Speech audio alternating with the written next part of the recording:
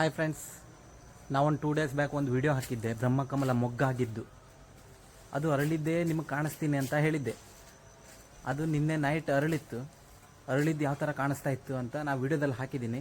Full video ನೋಡ್ಕೊಳ್ತೀವಿ, ಗೊತ್ತಾಗುತ್ತೆ ನಿಮಗೆ. ಅರಳ್ತಾ ಇರಬೇಕಿದ್ರೆ ಎಷ್ಟು ಚೆನ್ನಾಗಿ ಕಾಣಿಸುತ್ತೆ ನೋಡಿ.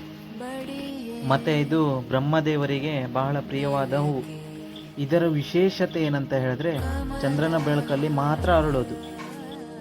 ಬೆಳಿಗ್ಗೆ ಸೂರ್ಯೋದಯಕ್ಕೂ ಮುನ್ನ ಇದು ಮುದುಡಿ ಹೋಗುತ್ತೆ. ಮತ್ತೆ ಏನಂತ ಹೇಳಿದ್ರೆ ಇದು ಇಯರ್ಲಿ 1 ಟೈಮ್ ಮಾತ್ರ ಅರಳೋದು.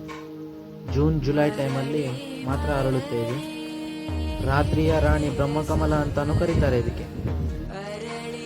ಅರಳಿದ ಮೇಲೆ ಆಮೇಲೆ ಹೂ ತೆಗೆದು ದೇವರಿಗೆ ಅರ್ಪಿಸ್ಬೋದು.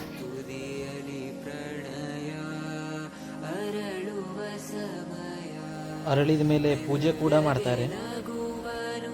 ಮತ್ತೆ ಮನೆ ಹತ್ರ ಬೆಳೆಸೋದ್ರಿಂದ ಸಂಪತ್ತು ಹೆಚ್ಚಾಗುತ್ತೆ ಅನ್ನೋ ನಂಬಿಕೆ ಕೂಡ ಇದೆ. ಮತ್ತೆ ಈ ಹೂವಿನ ಬಗ್ಗೆ ಹೆಚ್ಚಿನ ವಿಷಯ ಏನಾದರೂ ಗೊತ್ತಿದ್ರೆ ಕಮೆಂಟ್ ಮಾಡಿರಿ, ನಾನು ತಿಳ್ಕೊಳ್ತೀನಿ.